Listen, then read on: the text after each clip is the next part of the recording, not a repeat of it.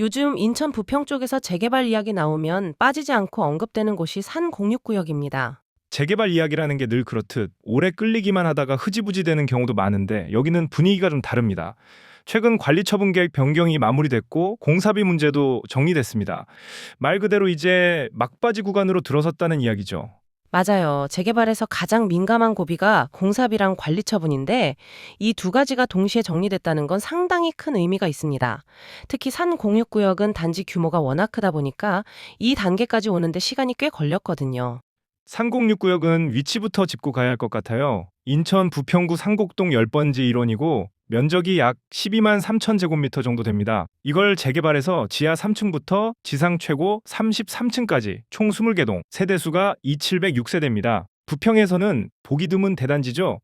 규모만 봐도 감이 오죠. 조합원만 해도 1,400명 넘고 일반 분양 물량도 1,200세대 이상입니다. 이 정도면 부평 생활권 안에서는 단일 재개발로는 최대급이라고 봐도 무리가 없어요. 이 사업이 오래됐다는 점도 짚어볼 필요가 있습니다. 추진위원회 설립이 2007년, 조합 설립이 2009년입니다. 이후에 사업 시행 인가가 2018년, 관리 처분 인가가 2021년이었고요. 이주와 철거는 이미 끝났습니다. 그러니까 지금은 사실상 분양과 착공만 남겨둔 상태라고 보시면 됩니다. 그런데 중간에 가장 큰 변수였던 게 공사비였죠. 2020년에 시공사와 본 계약을 맺었을 당시에는 3.3제곱미터당 430만 원 수준이었습니다. 그런데 최근에 이게 654만 5천 원으로 조정됐습니다. 숫자만 보면 많이 오른 것처럼 느껴질 수 있는데 요즘 정비사업 전반적인 흐름을 보면 아주 튀는 수준은 아닙니다. 중요한 건 그 과정입니다. 시공사는 한때 695만 원 수준까지 인상을 요구했었는데 조합이 협상을 거치면서 약 40만 원 이상을 감액한 선에서 합의가 됐습니다. 그냥 받아들인 게 아니라 줄일 수 있는 부분은 최대한 줄인 결과라는 거죠. 그리고 공사비 인상만 있었던 게 아닙니다. 조합원 세대 마감재도 함께 조정됐어요. 창호를 고급 사양으로 바꾸고 발코니 난간도 기존 철제에서 유리로 바뀌었습니다. 천정형 시스템 에어컨도 기존 2개소에서 4개소로 늘어났고요. 주방 가구, 상판, 쿡탑, 렌지 후드, 전열 교환기까지 전반적으로 상향됐습니다.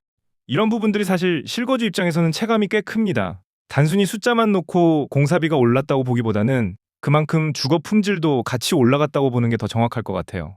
그럼에도 불구하고 사업성이 유지되느냐? 이게 또 핵심이잖아요. 여기서 눈에 띄는 수치가 바로 비례율입니다. 3069역의 추정 비례율은 100.31%로 나왔습니다. 공사비가 인상됐는데도 100%를 넘겼다는 점은 조합 입장에서는 상당히 안정적인 결과라고 볼 수 있습니다. 총 수입이 약 1조 4,765억 원, 총 지출이 약 1조 2,867억 원 정도로 추산됐고요. 종전 자산 평가액 대비로 계산했을 때 이 비례율이 나왔습니다. 숫자 하나하나를 뜯어보지 않더라도 적어도 사업성이 무너진 상황은 아니라는 건 분명해 보이는 상황이죠.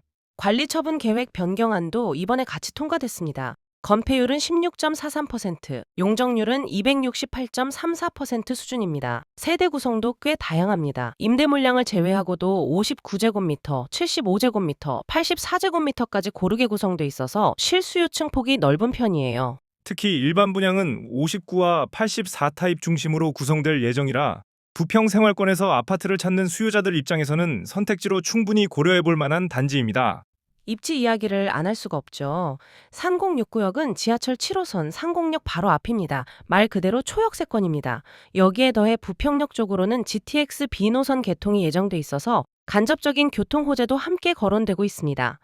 주변 환경도 무난한 편입니다. 원적산 둘레길과 원적산 공원 같은 녹지 공간이 있고 롯데마트나 CGV 같은 생활 편의 시설도 인접해 있습니다. 교육 환경도 청천초, 청천중, 인천외고, 명신여고 등이 가까워서 가족 단위 수요도 충분히 노려볼 수 있는 구조입니다. 그래서 요즘 나오는 평가를 보면 산공육구역을 단순한 재개발 단지가 아니라 부평권 기준 단지, 랜드마크 단지로 보는 시선도 적지 않습니다. 규모, 입지, 브랜드 이 세 가지를 동시에 갖춘 사례가 부평에서는 흔하지 않거든요. 물론 이제 남은 변수는 분양입니다. 일반 분양 가격이 어떻게 책정될지, 분양 시점의 부동산 시장 분위기가 어떨지가 결국 마지막 관문이 될 겁니다. 아무리 조건이 좋아도 시장이 받쳐주지 않으면 속도가 느려질 수는 있겠죠. 그래도 분명한 건 하나 있습니다. 산공육구역은 공사비, 관리 처분이라는 가장 큰 고비를 넘겼고 지금은 결과를 만들어내는 단계로 들어섰다는 점입니다. 긴 시간 동안 쌓여온 절차들이 이제 하나의 흐름으로 이어지고 있는 상황이라고 볼 수 있습니다. 정리해보면 산 공유구역은 부평 최대 규모 재개발이라는 상징성, 7호선 산공역 초역세권이라는 입지에 더해 관리처분 변경까지 정리되면서 전체 사업 흐름이 분명해진 상황입니다. 이제 관심의 초점은 오로지 일반 분양과 실제 사업 속도로 옮겨가고 있습니다. 알아두면 도움이 되는 인천 부평 산공육구역 재개발 진행 상황 이야기였습니다. 좋아요와 구독으로 다음 지식 여정을 함께 하시죠.